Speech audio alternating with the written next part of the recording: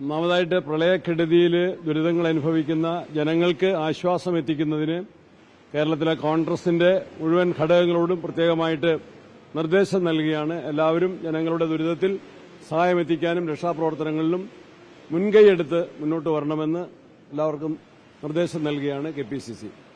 രണ്ടാമത്, ഛത്തീസ്ഗഡിൽ മലയാളി വൈദികനും കുടുംബത്തിനും നേരെ ഉണ്ടായിട്ടുള്ള അക്രമം പോലീസിന്റെ സാന്നിധ്യത്തിലാണ്.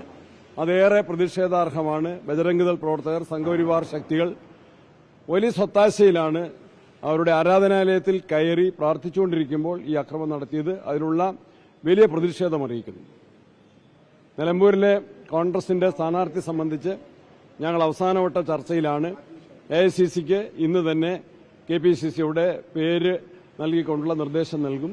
അതിനുള്ള ചർച്ചകൾ തുടരുകയാണ്.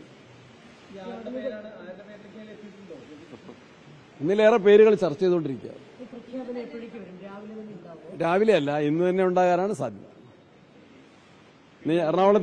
എറണാകുളത്ത് നിന്ന് മുൻകൂട്ടി നിശ്ചയിച്ച പരിപാടിയുണ്ട്. രാജ്യരക്ഷയുമായി ബന്ധപ്പെട്ട AICC നിർദ്ദേശപ്രകാരമുള്ള പ്രോഗ്രാം ഇന്ന് എറണാകുളത്തുണ്ട്.